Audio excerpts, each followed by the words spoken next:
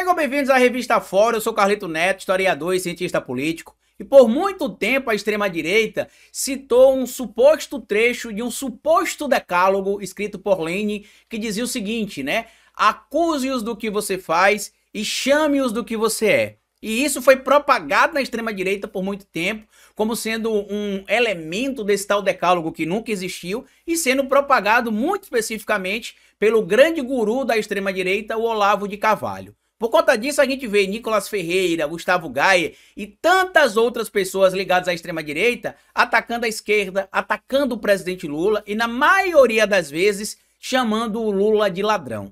Mas e se eu disser para você que esse tal dito, que nunca foi dito em decálogo algum por Lenin, foi inventado pela extrema-direita, mas se aplica muito bem ao deputado Gustavo Gaia, deputado federal pelo PL de Goiás e que inclusive é pré-candidato a prefeito na capital goiana. Detalhe, o Gustavo Gaia no início dos anos 2000 se envolveu em um acidente onde uma pessoa morreu e outra ficou com sequelas.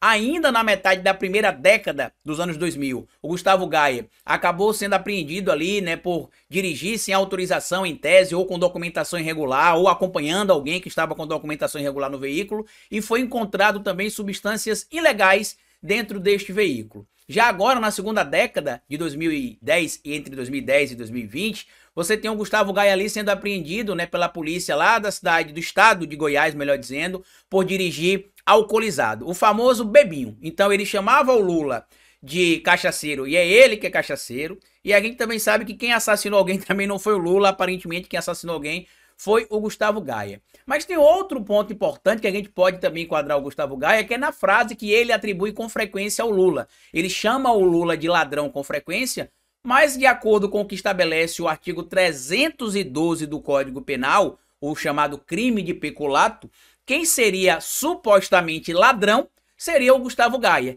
E eu já faço essa denúncia há um certo tempo. Ao invés de ele provar que eu estou mentindo, que eu estou o acusando falsamente, o que é que ele fez? Ele basicamente me bloqueou nas redes sociais dele e solicitou a mudança do endereço de uma empresa que ele tinha, que estava situada no mesmo local que ele tem gabinete, né? Que ele atua ali como deputado federal atendendo o público e que este mesmo local foi seu endereço como escola ali de idiomas, como ele inclusive escreveu ali na razão social, não é idiomas não, tá? É idiomas mesmo. O Gustavo Gaia atuou por muito tempo em uma determinada região lá em Goiânia, depois disso virou a sede do seu gabinete de campanha, depois virou a sede do seu gabinete de atendimento como deputado federal, mas um mês antes aproximadamente de ele usar esse local que ele usou praticamente ali, né, por muitos anos como a sede da sua escola de idiomas, ele abriu uma empresa chamada Academia Gaia. Essa empresa, ela não consta como declarada ali nos patrimônios que o Gustavo Gaia teria ou empresa que ele teria vinculação no TSE.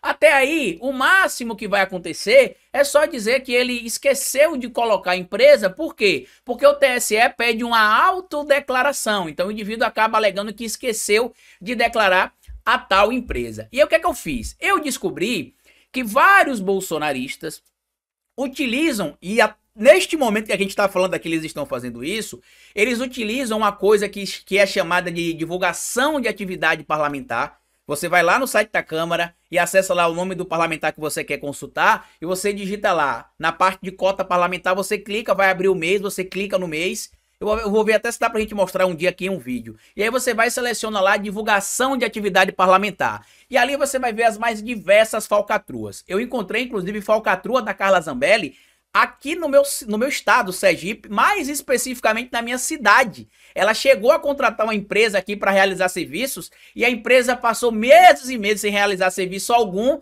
recebendo dinheiro da Zambelli. Mas esse é assunto para outro vídeo.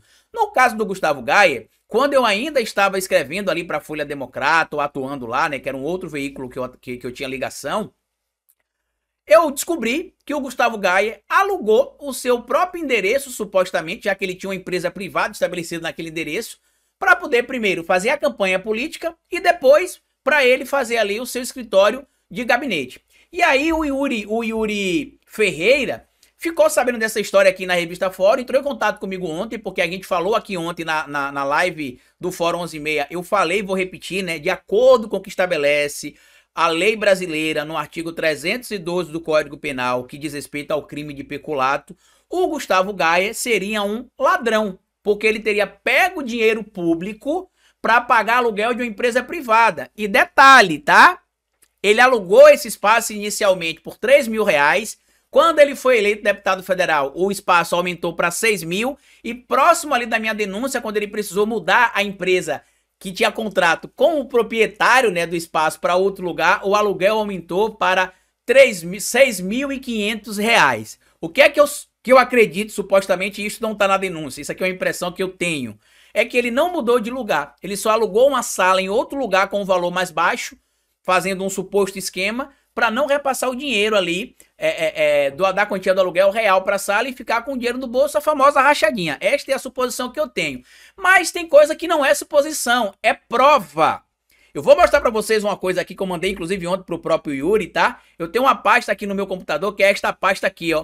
O nome da pasta tá aqui, ó, Dossiê Gaia. São duas pastas, na verdade. É Dossiê Gaia 1 e Dossiê Gaia. Aqui eu tenho vários materiais que eu passei cerca de 3 meses analisando, pesquisando no site da Câmara dos Deputados, trazendo várias informações, até chegar à conclusão que tá na matéria escrita pelo Yuri, que o Gustavo Gaia roubou dinheiro público, violando o que estabelece o Código Penal, né, no artigo 312, vou até mostrar para vocês aqui o Código Penal, no artigo 312, e estaria, em tese, incorrendo em crime de peculato, né? Eu citei que ele é ladrão na live ontem, estou citando aqui no vídeo, porque de acordo com o critério dele, quem faz o que ele teria feito é ladrão.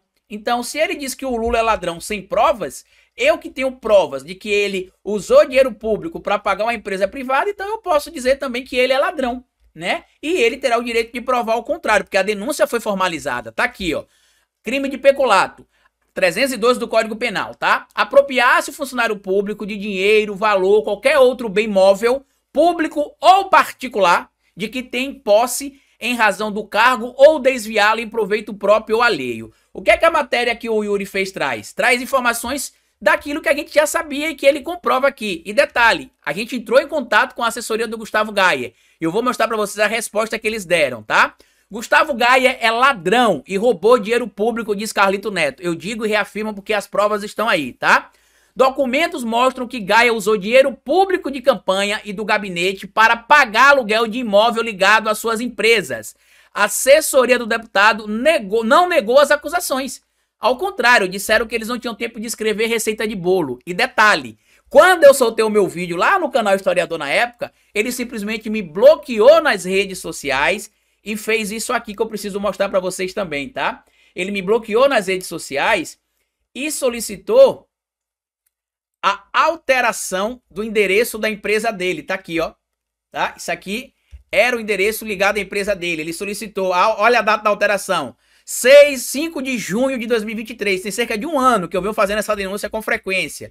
Os dados que estão aqui censurados são dados pessoais deles que não podem ser vazados, tá? Então tá tudo aqui, eu consegui junto à junta comercial lá da cidade de Goiânia, né, todas as informações que comprovam a minha denúncia. O Gustavo Gaia roubou dinheiro público para pagar aluguel de uma empresa privada. A lei entende que isso é crime de peculato. Se tiver inclusive algum parlamentar querendo apresentar a denúncia no Conselho de Ética, eu tenho aqui as provas para apresentar para vocês, contra ele, contra a Carla Zambelli e contra tantos outros parlamentares que a gente vai fazer em breve uma série, eu acredito, aqui na revista Fórum, denunciando todos eles, tá? Em entrevista ao programa Fórum 11:30 desta quinta-feira, o historiador e cientista político e comunicador Carlito Neto, né, foi enfático ao acusar de peculato o deputado federal e pré-candidato à prefeitura de Goiânia, Gustavo Gaia. Carlito acusa o parlamentar de usar verbas públicas para pagamento do aluguel de suas empresas. Inclusive, naquela pasta ali tem os recibos do pagamento de aluguel também, tá? Tem os recibos do pagamento de aluguel, tem o contrato que ele publicou lá no TSE, tem o contrato social, o cartão de CNPJ da empresa Academia Gaia, que inclusive está envolvido em o sócio dele tem outro negócio estranho com o filho do Gaia também, que depois eu explico para eles, para vocês, tá? Mas segue aqui.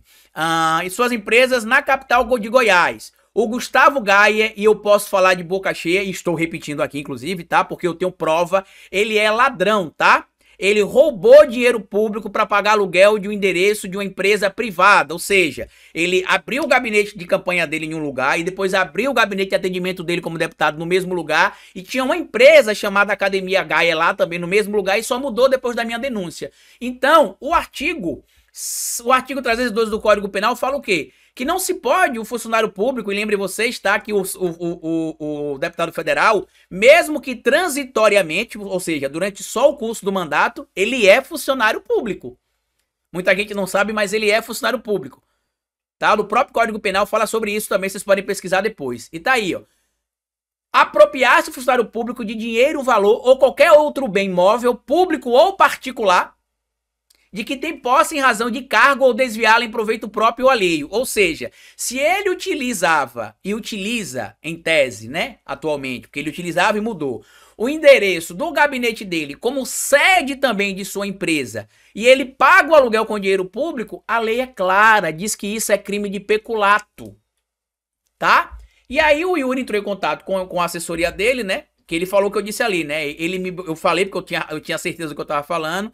E disse e repito, ele não me processa. Por que ele não me processa nesse caso especificamente? Porque eu não tô jogando palavras ao vento aqui. Eu não tô dando uma de bolsonarista e xingando o Lula de ladrão da boca pra fora como eles fazem. Não, eu tô dizendo pra vocês que eu tenho provas, e as provas estão aqui, que o Gaia utilizou dinheiro público pra pagar aluguel de um endereço de uma empresa privada dele. E o 312 do Código Penal é claro, isso é crime de peculato.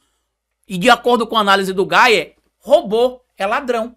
Essa é a análise que ele faz. E aí segue aqui as palavras do Yuri ali que pensou que eu tinha dito, né? Me bloqueou nas redes sociais porque ele é a favor, entre aspas, da liberdade de expressão, né? Me bloqueou nas redes sociais. Não respondeu aos meus contatos para que ele explique o porquê e que ele usou dinheiro público para pagar aluguel de empresas privadas. Na época que eu tava na Folha Democrata, a gente fez esse material aqui, ó. Certo? As imagens estão lá até hoje, ó. Tá? O endereço associado ao gabinete do Gaia, a foto associada ao gabinete do Gaia, que era a antiga escola de idiomas dele também, tá? E aí o Pedro Zambarda, que trabalhava comigo lá na época, que são todas as documentações que eu juntei, tá? E ainda tem outras coisas envolvendo a Desfaz o L, que é uma loja que é de um prestador de serviço do Gaia, que deu pro filho do Gaia, mas que o site da empresa tá registrado no nome do sócio do Gaia, na Academia Gaia. É uma embolação, né? Uma confusão braba, que em algum momento a gente vai fazer outro material aqui em breve pra vocês. E na época o Pedro Zambarda ligou lá pra saber a informação, eles não deram resposta, assim como fez o Yuri. O Yuri entrou em contato, tá, com a assessoria do Gustavo Gaia para saber o que aconteceu, e eles responderam o seguinte pro Yuri, tá? Boa tarde, estou sem tempo de digitar uma receita de bolo neste momento. Acredito que o deputado tem menos tempo ainda, mas agradeço o interesse. A Fórum segue, inclusive, ali com o espaço aberto para os esclarecimentos. Ele não vai explicar, porque como o Yuri trouxe aqui, ó, em um material mais abaixo aqui, tá bem claro, tá aqui, ó. Na mesma, só pra vocês entenderem aqui que não foi uma invenção da minha boca pra fora, tá? Tá aqui, ó. O que dizem os documentos, não é o que eu acho, é documento, tá?